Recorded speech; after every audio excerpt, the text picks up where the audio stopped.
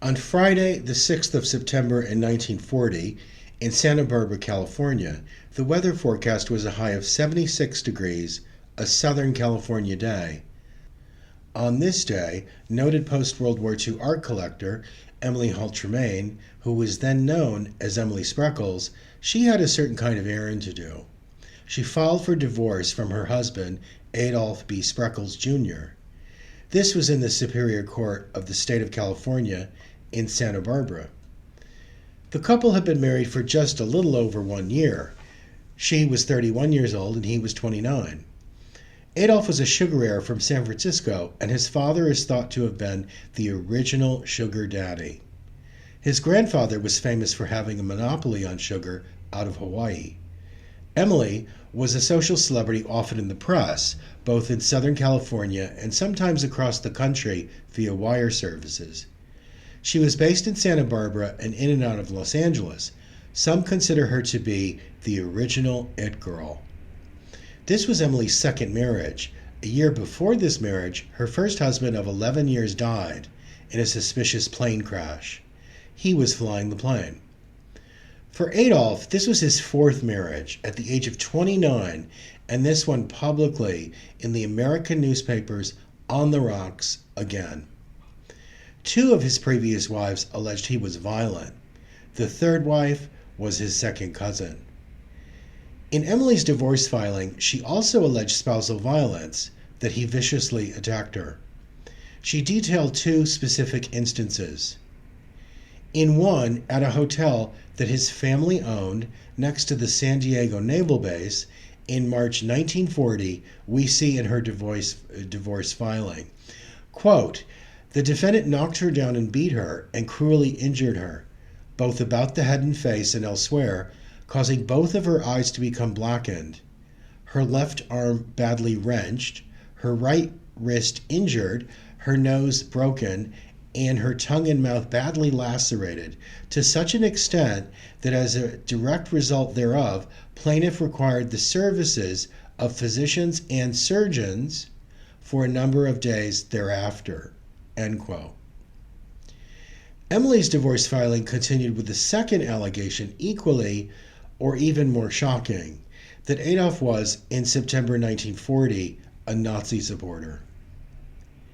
Emily alleged that Adolph, from the time of their marriage, quote, consorted with, entertained, and chose as his closest friends and associates individuals openly sympathetic with or employed by the present Nazi government of Germany, end quote.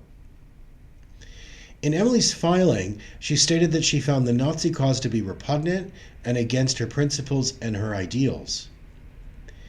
In September 1940, the war in Europe had already begun a year earlier. Meanwhile, the United States remained neutral for another 15 months. Nazi sympathies had taken hold in certain elements of American society. Unemployment was high.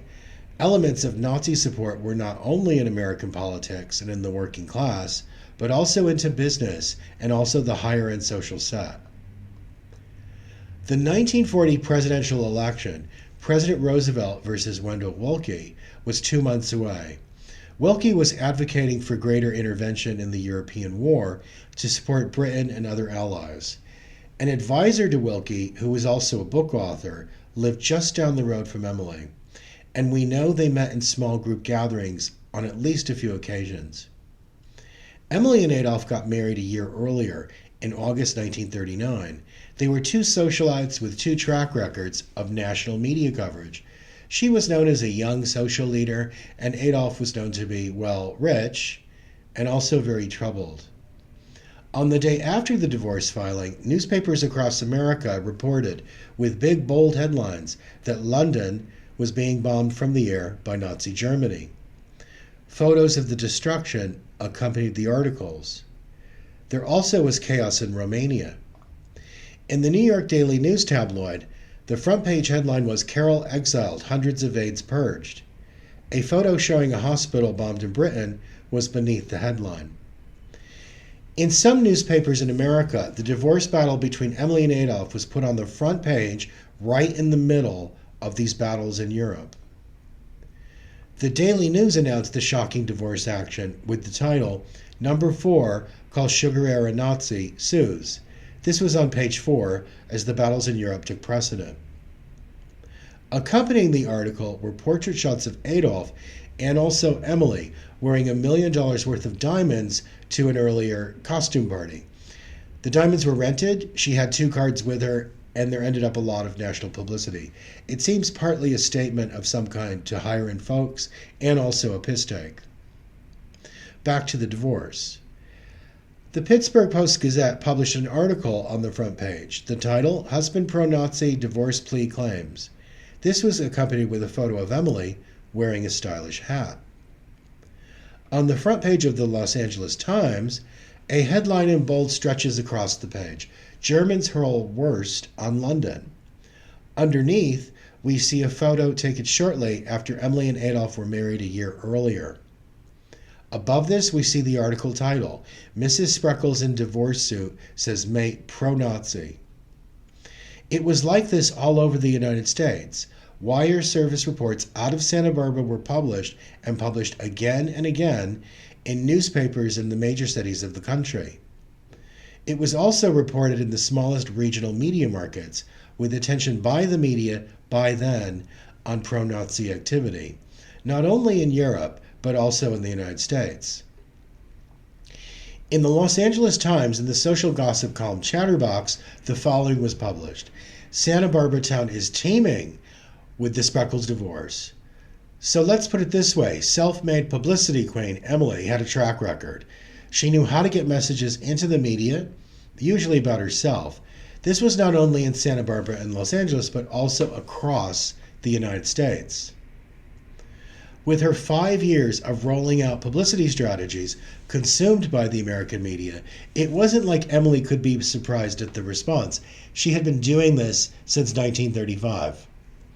It wasn't like she woke up on the 7th or 8th of September in 1940 and thought, oh my God, I'm in the papers all over America. And she did this with a taboo label that continues to this day, Nazi.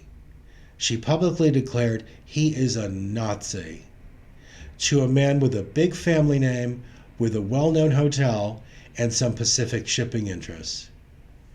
By 1940, most of the Spreckels family in California were tossed out of the social register, or blue books, after various scandals. This was even reported in a newspaper or two that they were tossed out. But they were certainly still in a strand of the social set and in influential business. One must have wondered, so who were these Nazi German officials and Americans that Emily is calling out indirectly? A month later, on the 3rd of October 1940, United Press ran a wire service article. The title, Secret Depositions in Spreckels Case. In the Appeal Democrat newspaper in Marysville, California, north of Sacramento, the following was published, quote, Secret depositions have been taken from Adolf B. Spreckels and his estranged wife, Emily Hall Spreckels, for a divorce action started by Mrs. Spreckels on charges he subscribed to Nazism. Attorneys for Mrs. Spreckels questioned him for more than 3 hours during the morning yesterday, and she was examined by his attorney later. The lawyers refused to divulge any information obtained from them. So, secret depositions were taken. In the following month, on 13th November 1940, news reports tell us that, quote, Mrs. Spreckels may tell all, end quote. This was in the Times newspaper in San Mateo, California, on the peninsula south of San Francisco, so this was right in the backyard of Adolf's family. His mother, Alma Spreckels, the noted philanthropist, was living in her mansion on Washington Street in the Pacific Heights neighborhood of the city. The article tells us that Emily may disclose unpleasant details. These concern the spousal violence, we are told. In the second paragraph, Emily's accusations of his pro-Nazism are mentioned, just to give an overview of the case, surely. Unpleasant details. Mrs. Spreckels may tell all. 3 months later, on the 10th of December 1940, Adolf fired back with a bombshell. He declared, I'm not the Nazi, she is. In a string of more sensational allegations, 11 of them included, according to Adolf: 1. Emily had a dog named Swastika. It was a dachshund. 2. Emily, in fact, had a fondness for the swastika. 3.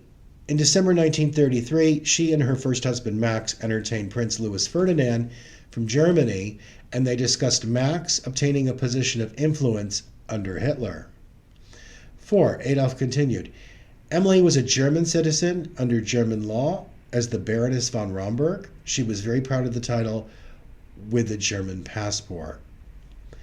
5. He said that Emily also had a swastika design physically on her villa, completed in 1938. 6. Adolf accused Emily of entertaining filmmaker Leni Riefenstahl, an alleged girlfriend to Hitler, just weeks after Kristallnacht, when Germany erupted and attacked the Jews. 7. Emily also was accused of entertaining the Duke of Saxe Coburg and Gotha, an ally to Hitler, at her villa in April 1940. This was arranged with the German Consul of Los Angeles. 8. According to Adolf, Emily also entertained the German ambassador Wilhelm Tannenberg and his wife. They had the duty of creating a, quote, appeasement sentiment, end quote, among American businessmen. 9. He also said that Emily was interrogated by the FBI. 10. He jokingly one time gave the Nazi salute, and she joined him. 11. On top of these sensational allegations, Adolf put a Nazi cherry on top. He alleged that Emily had a statue of Hitler in her library. These allegations resulted in yet another wave of national media coverage. This time, the media coverage of pro-Nazism pointed at Emily. In just one media wave across America, Emily was transformed from being the brave anti-Nazi socialite warrior to being the Nazi herself. Sometimes the photos accompanying these articles included Emily wearing the $1 million worth of diamonds to the costume party earlier that year in 1940. In the media, on the 10th of December in 1940, Emily became the diamond-decked Nazi Queen of California, just like that. And these allegations have literally dogged Emily with her dog named Swastika to this day. But consider this to be the opening act.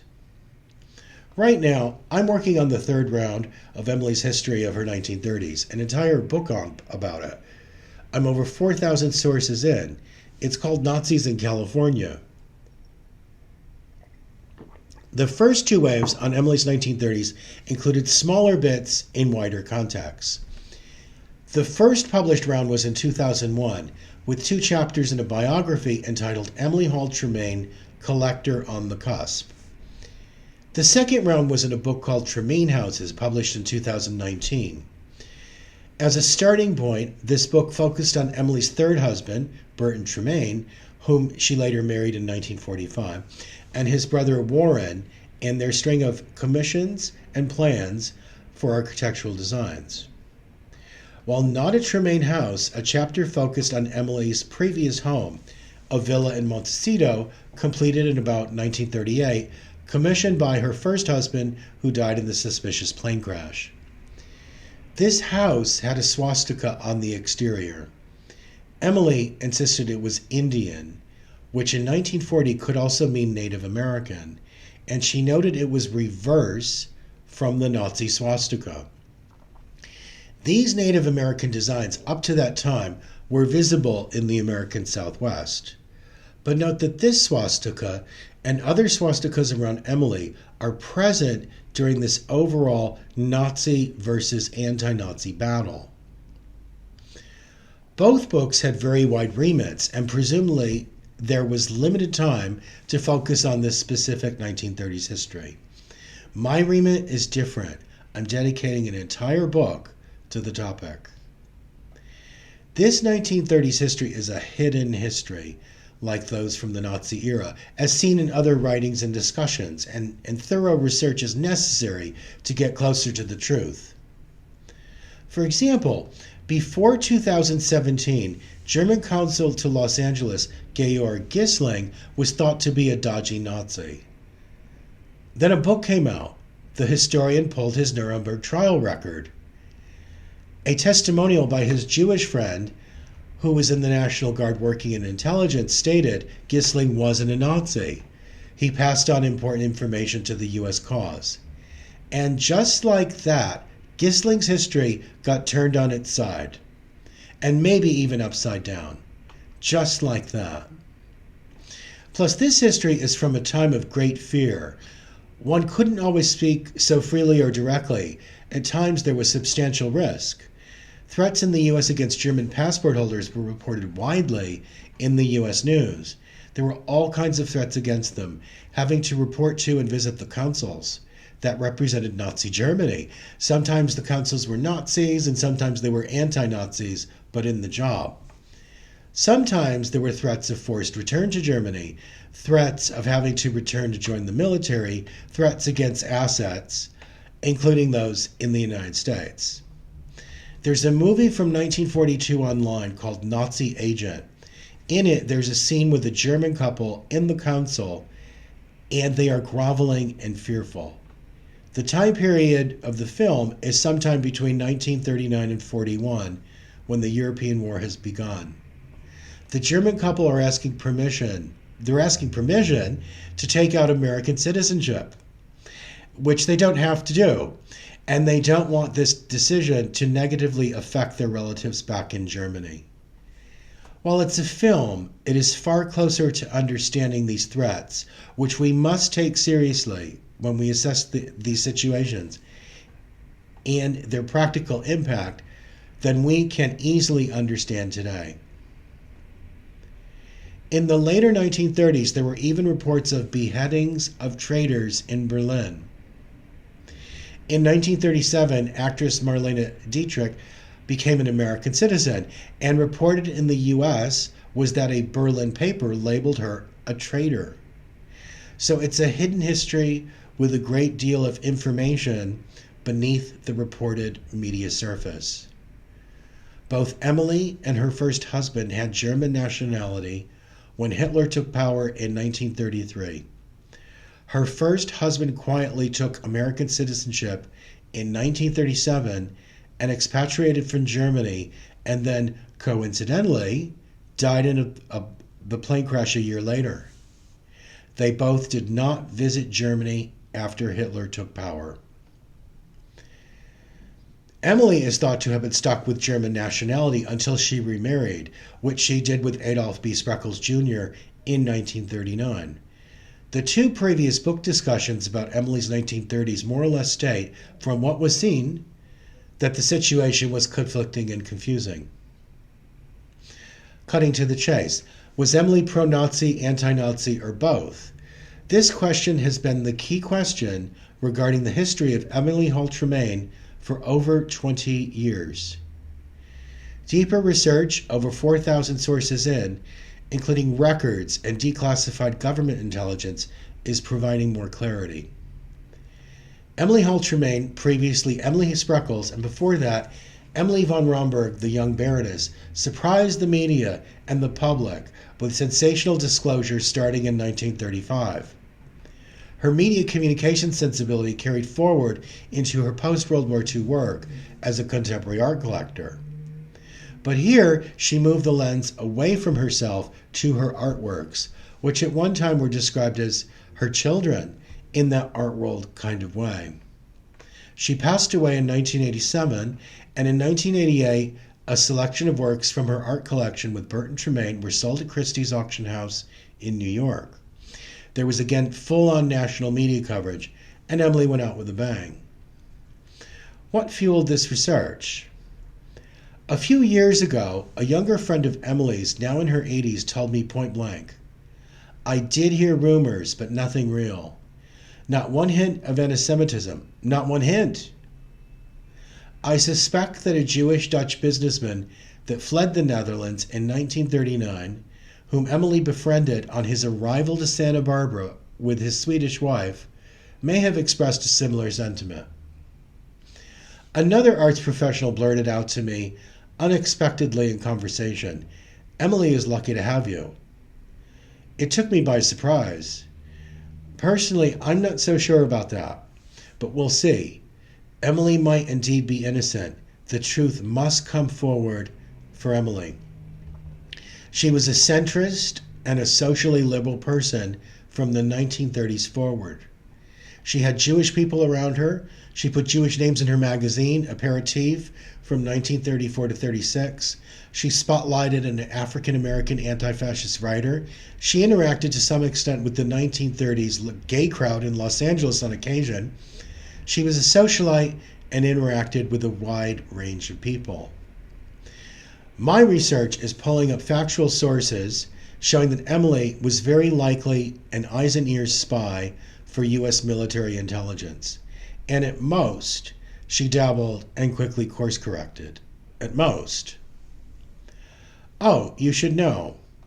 It's been unearthed that Emily was very much around the highest levels of U.S. naval intelligence from the 1930s. The highest levels. It was right in her family. No one in recent generations knew this before. And this element was the key collector of information about Nazi activity in Southern California and sent to FBI Director J. Edgar Hoover.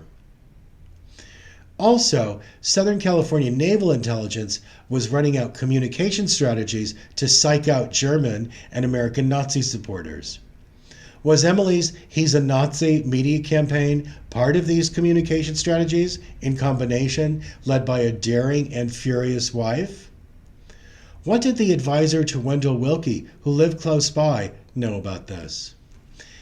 And you also should know, while Adolf alleged that the FBI was investigating Emily, there is no FBI file on her. I did a Freedom of Information Act request. Perhaps she was speaking to the FBI about others.